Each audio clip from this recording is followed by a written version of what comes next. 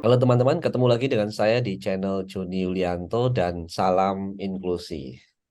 Seperti kita tahu, pemilu sudah dalam hitungan bulan akan segera terjadi dan kita sedang bersiap untuk memilih calon legislatif dan calon presiden pada 14 Februari 2024 mendatang. Difabel juga dilindungi hak politiknya sebagaimana pasal 29 Konvensi Hak Penyandang Disabilitas atau juga Undang-Undang Nomor 19 Tahun 2011. Artinya, difabel atau penyandang disabilitas dalam pesta demokrasi ini mempunyai hak yang setara untuk memilih calon sesuai dengan hati nuraninya atau kemudian mencalonkan diri sebagai kontestan pemilu. Nah, untuk memperbincangkan itu, sudah ada bersama kita dua orang kawan. Yang pertama adalah Mas Abdul Mujib. Beliau adalah Presiden Forum apa? Ya, Forum apa Kang Mujib? komunikasi di Fabel Forum Cirebon. Komunikasi Difabel Cirebon. Wah, itu sebelum nyapres sudah jadi presiden duluan. Kemudian yang kedua adalah Kang Rustin Mujahid yang juga pengurus dan penggerak di FKDC, Forum Komunikasi Difabel Cirebon, dan saat ini sedang mencalonkan diri sebagai anggota legislatif di Kabupaten Cirebon. Nah, nanti kita sambil kenalan. Halo, Kang Rustin. Halo Pak Joni. Gimana kabar? Alhamdulillah baik. Baik, sehat ya ini ya. Alhamdulillah sehat, sehat, sehat, sehat selalu. Kang Mujib, gimana kabar? Ya Pak Joni, Alhamdulillah baik Pak. Tapi tadi Alhamdulillah. ibaratnya terlalu berlebihan bilang presiden. Kalau saya cuma dituakan di FKDC Pak. Loh kan ini karena mau pemilu jadi pokoknya dihubung-hubungkan walau bukan capres tapi tetap presiden gitu. Ya saya mengikut aja sama senior.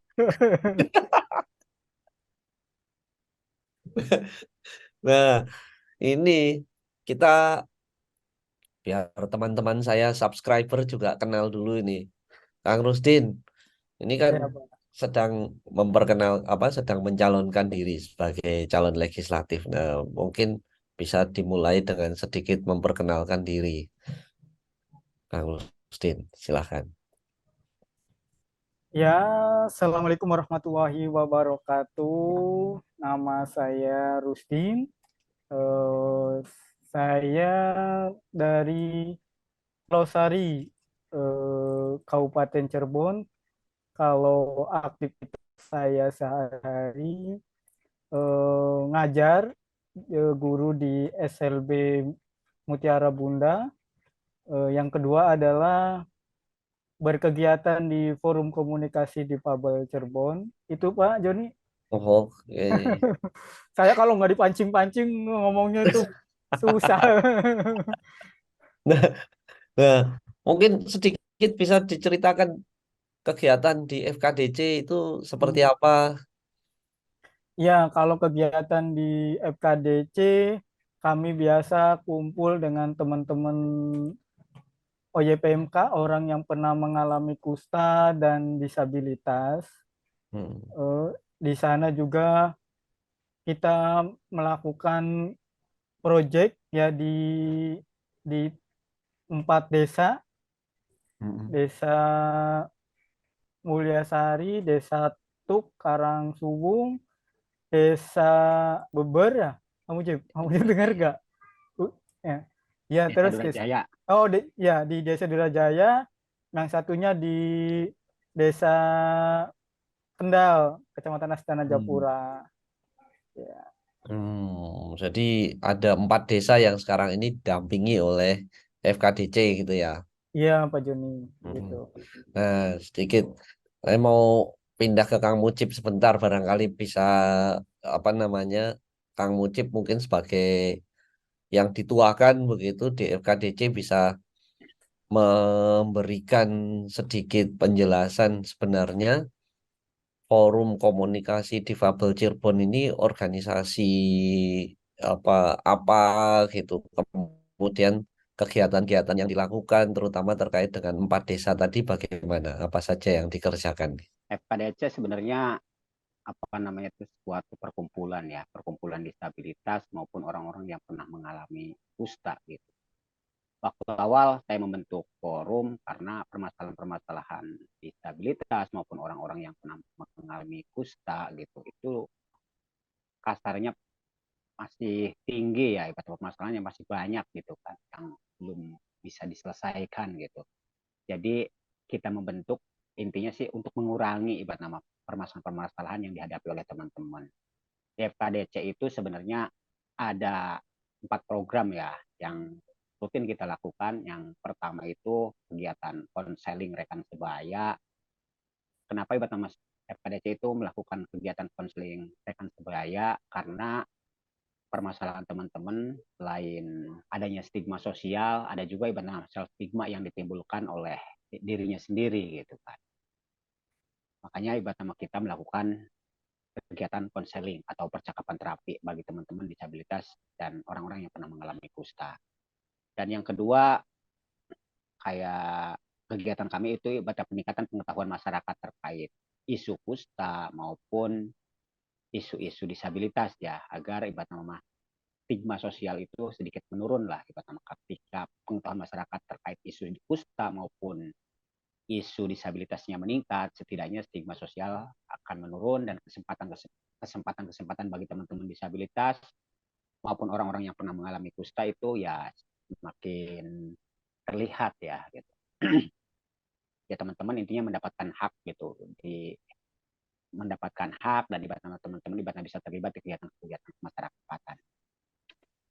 Terus yang ketiga itu ada pembangunan sosial ekonomi. Kita membentuk sebuah kelompok usaha bersama, terus kita juga apa namanya itu kerjasama ya ibarat sama dengan ULD, unit pelayanan disabilitas tenaga kerjaan, untuk mendorong agar teman-teman disabilitas itu mendapatkan hak untuk bekerja. Selain itu ada juga ibarat kegiatan advokasi berbasis data gitu. Nah, di kegiatan-kegiatan ini kita implementasikan di program masyarakat ramah disabilitas dan kusta gitu. Kita membuat desa percontohan, desa ramah disabilitas dan kusta gitu. Itu Pak, ibaratnya yang dilakukan oleh forum gitu.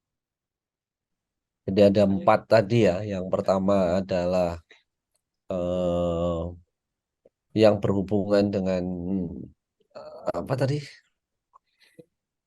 Stigma, Stigma. Nah, ya, pengurangan stigma. Kemudian yang kedua terkait dengan stigma sosial. stigma sosial. Kemudian yang ketiga pemberdayaan ekonomi dan yang keempat advokasi berbasis data. Wah, ini keren sekali. Nah, Kang Rusdin, ini kan dengan apa namanya 4 hal utama yang dikerjakan oleh FKDC ini.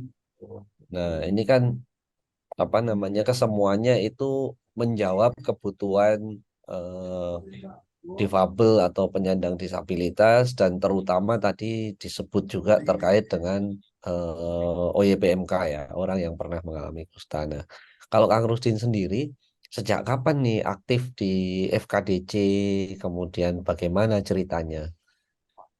Ya, kalau saya itu kenal FKDC itu seingat saya du, 2000 2017 2017 saya kenal FKDC melalui sosial media Facebook. Waktu itu saya melihat kegiatan FKDC sedang pelatihan di Kecamatan Gebang waktu itu. Saya di situ komen bahwa bisa enggak saya mau ikut gitu, ikut pelatihan kayak gitu. Eh, Cuman di situ di Pamujib jawab ini untuk disabilitas katanya kan.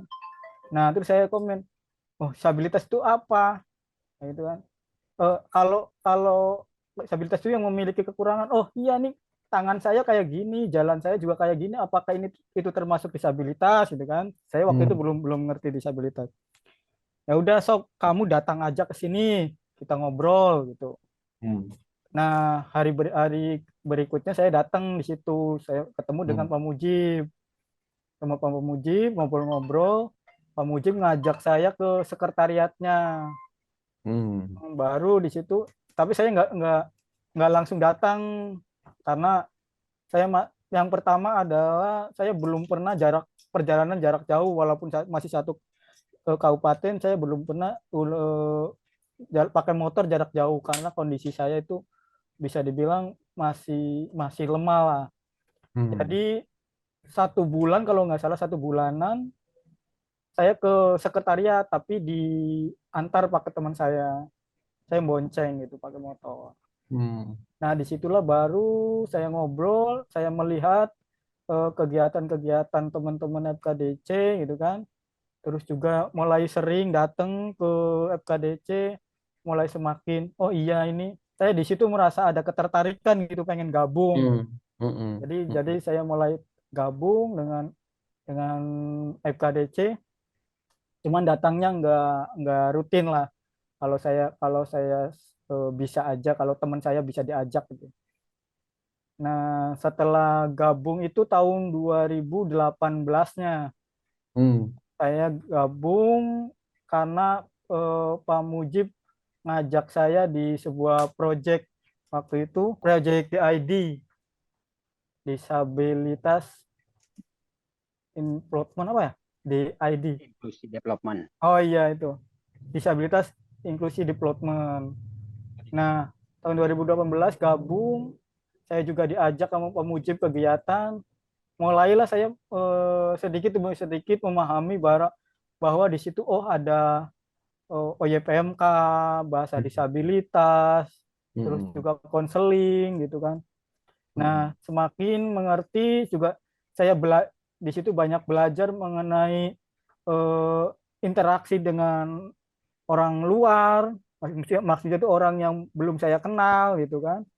Mulai sedikit demi sedikit ada rasa kepercayaan diri bahwa yang seperti saya ini bukan cuma saya sendiri, ternyata Hmm.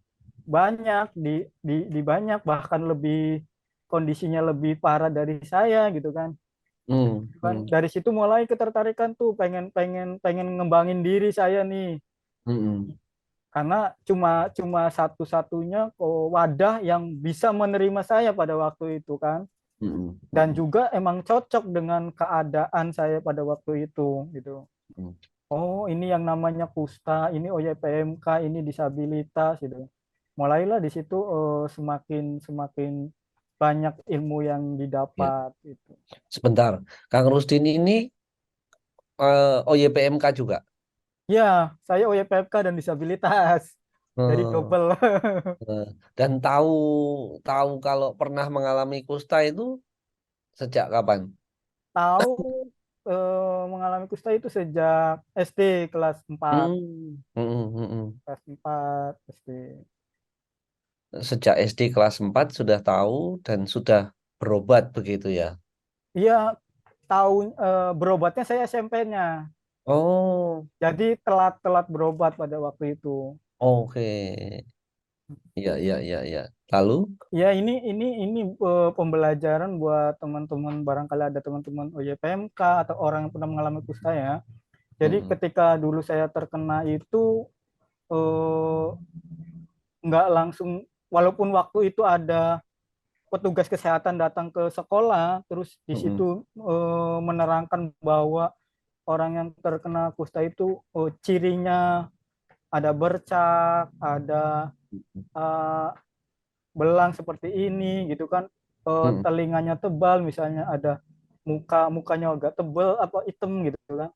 Hmm. Nah, di situ saya justru justru bagi saya waktu itu ngerasa takut gitu, karena Hmm. takut dikucilkan sama teman-teman kalau teman-teman tahu gitu kan. Hmm. Jadi saya waktu itu udah kepikiran saya harus kabur gitu kan. Makanya saya waktu itu Hmm. izin ke gurunya untuk ke WC waktu itu kan. Terus sampai Hmm. ke WC saya pulang. Saya Hmm. tinggalin tasnya itu. Hmm. Jadi itu menyebabkan ketelatan saya berobat kustanya di situ. Jadi Hmm. diketahuinya itu setelah SMP baru baru saya berobat. SMP baru mulai berobat. Iya, iya. Hmm, ya, ya, ya. Nah, berarti pas tadi tahun 2018 mulai bergabung itu sudah selesai pengobatan ya? Udah selesai pengobatan, udah Heeh, pengobatan. heeh, heeh. Nah, kembali ke cerita tadi berarti setelah bergabung, kemudian apa namanya banyak belajar begitu, kemudian apa Kang Rustin ini terlibat di apa sebagai apa di FKDC ini? Kalau di FKDC saya itu bendahara, bendahara Hmm, forum. ya, ya, bendahara forum ya. Hmm. Sambil apa ada tanggung jawab yang lain yang juga Ya dilakukan. kalau di proyeknya yang sekarang saya koordinator, Hmm. koordinator proyek. Kalau kegiatan lain di luar FKJC tadi di sekolahan ya? Ya kalau di luar lain saya ngajar di sekolah SLB. Hmm. Ngajar apa? Saya guru kelas, jadi ya sehari-hari ngajar semuanya. Hmm. Hmm, Cuman kadang-kadang kalau ada kegiatan di FKDC saya harus bolos di sekolahnya. Iya karena di SLB-nya juga gurunya pas, jadi nggak bisa buat gantian gitu. Kalau saya nggak Oh, masuk ya berarti kosong. iya, iya, iya. Berarti harus pinter-pinter ngatur waktu ya. Pinter-pinter izin. Nah, Kang Mujib, ini apa namanya melihat Kang Rustin sebagai apa namanya orang yang survive setelah mengalami kusta, kemudian juga apa mempunyai disabilitas, tapi kemudian sekarang sudah apa namanya kembali bangkit kira-kira lah gitu lah, eksis dengan kegiatannya baik di FKDC maupun di sekolah ini, Kang Mujib melihatnya seperti apa? Yang saya lihat mengenai masalah Rusdin, saya itu sebenarnya saya banyak belajar dari Rusdin ya. Hmm. Jadi kalau kayak semacam ketika kita menceritakan tentang Rusdin, dulu itu Rusdin terpuruk ya Pak.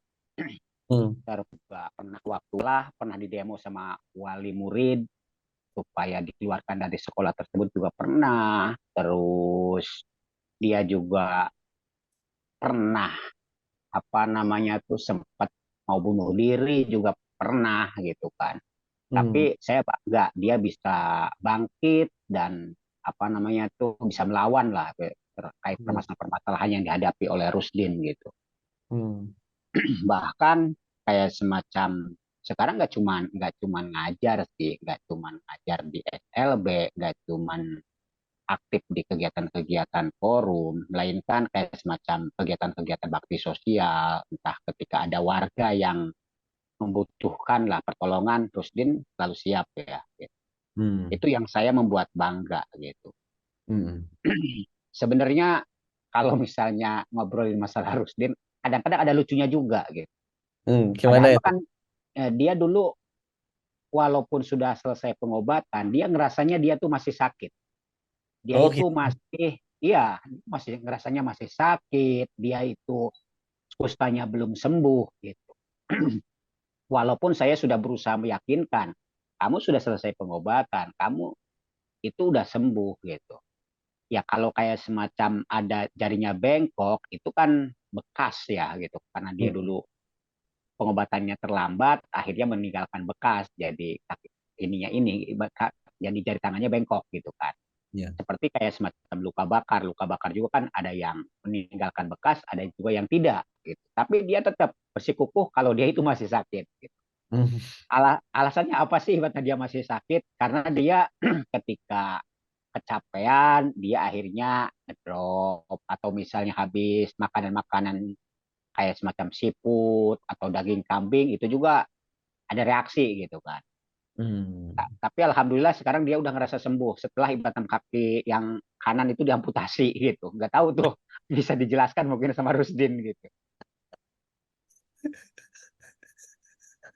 Gitu ya Kang Rustin ya? Iya, dulu dulu saya sering kayak gitu kalau pernah jalan sama Pak Mujib seharian tuh, habis kegiatan terus diajak gitu kan, Hmm. kemana yuk, sampai pulang, nggak sampai malam, pulang jam 9-an. Hmm. Itu saya, wih, nggak karuan tuh, saya pulang, Pak Mujib waktu itu mau nginep di rumah saya, kata saya tuh, Pak Mujib kalau mau nginep ke rumah saya, boleh, silakan Pak Mujib, mau nonton TV, mau ngerokok, tapi saya mau tidur, kata saya tuh.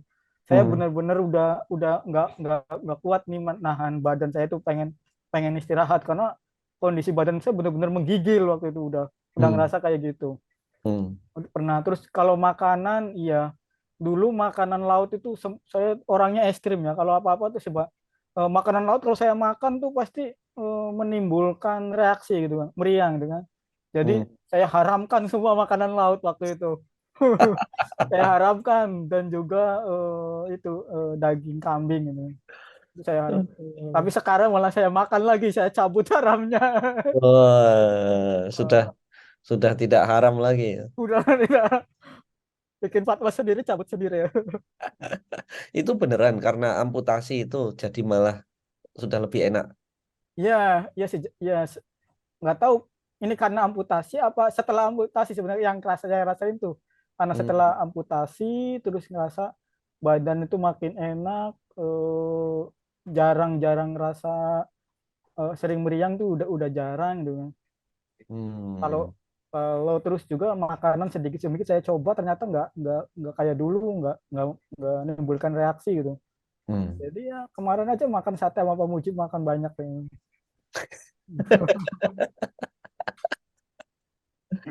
Aduh, ya ya ya ya ya. Ya. Jadi kalau menurut saya emang pas ini ya, pas setelah diamputasi. Karena dulu emang Ibat nama Rusdin kan sering mengonsumsi prednison gitu. Ketika menggigil dia Minum konsumsi prednison. prednison supaya Ibat nama bisa meredakan gitu kan. Mm-mm. Akhirnya karena Ibat nama sering mengonsumsi prednison mengakibatkan pengeroposan tulang gitu. Oh, ya Jadi ya. kan mungkin karena Ibat nama ada kerusakan di bagian tulang, akhirnya kan berdampak tuh ke makanan, mungkin kayak Mm-mm. semacam makanan nanan siput atau daging kambing gitu, akhirnya memicu Ya ibarat nama reaksi tersebut gitu. ya. Ya. Tapi setelah diamputasi akhirnya itu ya karena yang kasarnya yang sakitnya sudah di ini ya sudah dipotong gitu, sudah dibuang lah kasarnya gitu. Akhirnya di Mm. situ mulai ibarat nama dia tambah sehat dari kayak semacam dari kulit aja, kulit yang dulunya terus itu hitam dulu, itu hitam banget gitu kan, tapi sekarang Mm. sebagai amputasi mulai putih. Terus dulu Mm. mah walaupun makan aja ibarat nggak pernah gemuk, kalau sekarang udah kelihatan gemuk gitu, ada dagingnya Oh. gitu. Waduh, cuma kok ya harus amputasi dulu itu loh. Eh, eh, Aduh. Nah, kembali ke tadi ya. Jadi kan apa ada banyak kegiatan Kang Rustin tadi ya. Eh, di FKDC maupun di SLB. Kemudian tadi Kang Mujib cerita juga banyak apa eh, bakti sosial membantu warga itu gimana ceritanya Kang Rustin? Artinya kan kalau kalau dirunut sebelumnya kan sepertinya sempat mengalami minder, eh, takut, nggak percaya diri keluar gitu ya. Tapi gimana ceritanya sampai kemudian banyak berkegiatan dengan warga masyarakat di luar organisasi penyandang disabilitas itu. ya dulu emang saya sempat sempat lama ya, 10 tahun saya tuh mengurung diri di kamar tuh, nggak bisa nggak bisa kemana-mana tuh, cuma bisa Hmm. mainan HP. HP dulu juga belum Android, masih HP jadul, jadi ada tulisan tapi nggak ada gambarnya itu. Mm-mm. Nah, kalau awal-awal mulai saya sedikit demi sedikit rasakan kepercayaan diri itu awalnya dengan komunitas keagamaan sebenarnya. Jadi Hmm. saya waktu itu gabung dengan komunitas pengajian, eh, di situ tuh mereka menerima dengan keadaan atau fisik saya waktu itu. Salaman juga gak ada masalah, duduk juga gak ada masalah. Apa makan juga di situ kan nggak ada masalah. Ya saya perhatikan mungkin karena kalau di komunitas keagamaan merasanya semuanya ini udah tahu nih takdir, eh, jodoh, sakit semuanya itu Allah yang beri gitu kan. Mereka Hmm. mempercayai itu. Jadi kalau ada orang yang fisik seperti saya udah kelihatan beda itu anggapnya ya mungkin ini suatu takdir dari Allah dan kita nggak boleh mencelaknya gitu kan. Nah, Hmm. terus juga kan komunitas keagamaan juga bukan komunitas yang banyak, ya, yang Hmm. sedikit. Jadi kalau kalau ada anggota baru itu ya harus dirawat gitu loh. Ya harus Hmm. dirawat, nggak jangan sampai keluar gitu kan. Bahkan Hmm. kalau bisa ya harus bisa merangkul orang lain untuk nambah supaya komunitasnya itu banyak. Ya Iya. kalau dibilang komunitas keagamaan saya yang pertama temui itu bisa dibilang komunitas keagamaan keras itu, aliran keras itu, radikal itu. Jadi gerakan bawah tanah gitu. Iya. Iya. Biasanya nyebutnya gerakan bawah tanah. Jadi jarang orang yang mengetahui gitu. Dan Hmm. orangnya juga orang-orang tertentu. Jadi di situ saya diterima dengan sangat baik gitu. Hmm. Nah, di situ saya mulai sedikit-sedikit ada rasa, ih, ternyata ada loh orang yang menerima diri saya nih. Jadi Hmm. di situ saya merasa punya teman, merasa merasa sedikit timbul perasaan, oh nggak semuanya loh orang itu benci dengan saya gitu kan. Ternyata ada gitu kan, walaupun sedikit paling tidak ada gitu kan. Nah di situ saya sering. Dan yang kedua yang membuat semakin saya percaya diri adalah setelah ketemu dengan komunitas KDC. Itu Hmm. makin langsung terjun ke masyarakat luas walaupun dengan keadaan berbeda juga tapi di kegiatan saya di FKDC itu FKDC berusaha mempertemukan saya dengan orang-orang yang dianggap orang-orang dinas gitu kan, Hmm. orang dinas, orang-orang eh, penting gitu kan, yang menurut saya bagi saya dulu orang yang masyarakat awam aja nggak mau ngobrol atau diskusi atau bertemu dengan saya gini orang-orang dinas itu membuat saya itu makin sedikit rasa percaya diri itu meningkat gitu. Hmm. Jadi Hmm. terus-terus meningkatkan rasa kepercayaan diri saya, terus juga saya juga belajar yang tadinya ngomong belum berani, terus mulai ngomong dengan keringat berkecucuran, mulai sedikit-sedikit belajar di situ. Iya, iya. Ya, Sampai sekarang ya. sampai sekarang betul Pak Jen. Kalau dulu malu-malu, sekarang malu-maluin. Malu-maluin. Sudah berkeluarga kalau sih. Alhamdulillah udah 7 bulanan. Weh, mantap. Ya, anak-anaknya. Pengantin baru, anget-angetnya ini. Dan ini ya, apa namanya, pasangan sangat mendukung Iya, iya. dengan kegiatan Kang Rusdin di berbagai tempat ini. Iya. Nah, bagaimana dengan respon masyarakat sendiri? Respon masyarakat sendiri itu ya sedikit demi sedikit mulai menerima saya itu ketika saya dulu pernah kerja di PLKB, Hmm. program keluarga berencana tuh. Oh, oke. Iya. Waktu itu kerjanya pas kantornya di kecamatan, gabung dengan kecamatan.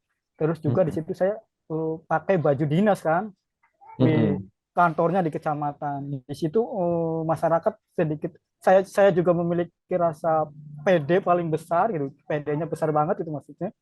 Karena saya ujung-ujung pakai seragam dinas kantornya di kecamatan gitu kan. Terus juga Hmm. di situ masyarakat mulai apa ya mandangnya tuh, kok Rustin bisa ya? Kok Rustin bisa kayak gitu ya yang tadinya dia eh, bisa bilang saya dibilang nggak mungkin, Rustin nggak teman aja nggak bisa tuh. Tapi ujung-ujung dia bisa kerja di dinas di kecamatan gitu kan.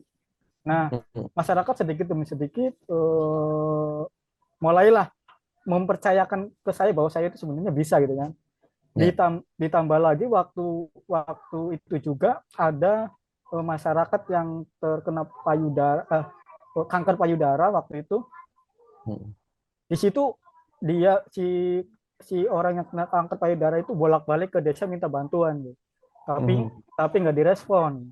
Nah, mm, di situ saya berusaha nih, saya berusaha ngerasain kalau saya pengen pengen dibantu pengen minta bantuan ke orang lain tapi orang lain nggak bisa bantu, gimana rasanya gitu kan. mm, mm, Nah di situ saya masuk nih, Bu, apa yang bisa saya bantu waktu itu kan, ini saya pengen operasi ini tapi saya nggak punya uang gitu kan. Oh ya udah Bu, saya sedikit punya rekan-rekan di dinas waktu itu kan, udah punya punya rekan dinas, saya chatin, mm, saya kabarin bahwa ini ada orang perlu bantuan segala macam. Nah disitulah baru ada jalan keluar nih. mm, Teman-teman saya yang dari dinas sosial datang, terus dari desa mulai respon tuh ketika udah rame, di desanya mulai udah respon. Jadi semakin mm, cepat gitu kan. Dia mm, dibawa ke rumah sakit, dia juga BPS-nya tadinya nunggak tuh, terus mm. diaktifin lagi sampai sekarang operasinya selesai dan orangnya udah bekerja normal gitu kan. Nah di situ dia Oh. masyarakat masyarakat umum mulai, ih ini Rusin bisa ini, bisa membantu orang lain gitu. Dari situ Mm, mulailah banyak kepercayaan orang lain kepada saya nih.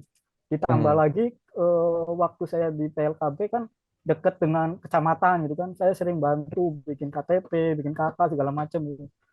Dan mm. itu semakin semakin, oh Rusdi ternyata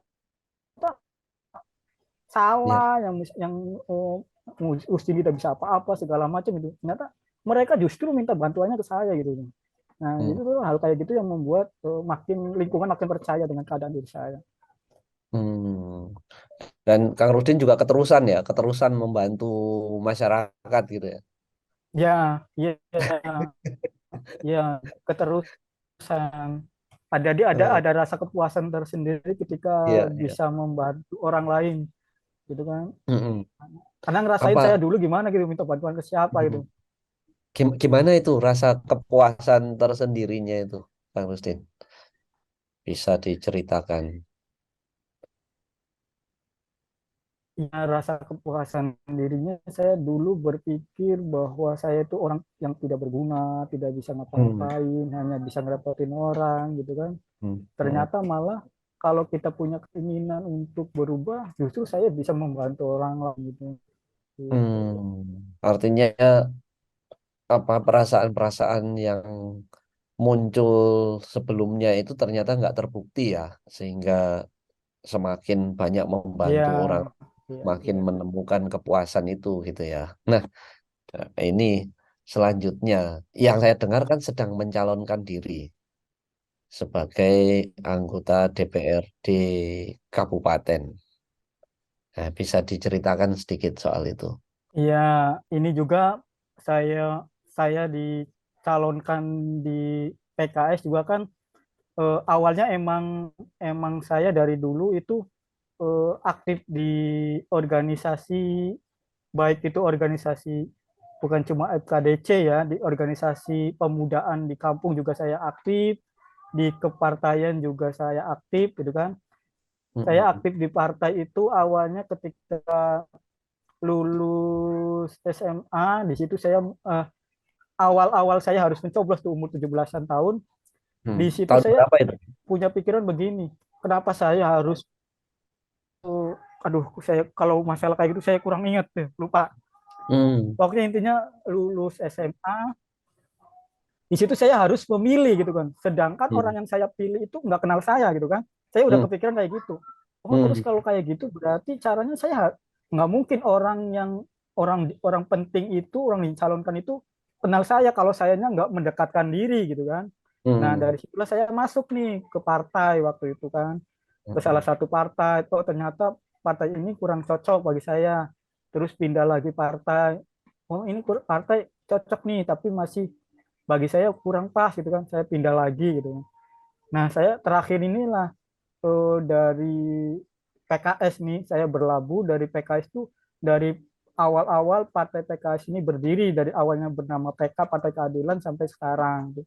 Saya Hmm. juga di PKS sempat cuma sekedar jadi simpatisan, terus naik jadi saksi pemilu, terus masuk dari struktural ranting, terus jadi ketua ranting, terus jadi pengurus DPC, jadi sekarang jadi bendahara DPC gitu kan. Itu Hmm. sedikit-sedikit ya mulai naik-naik gitu.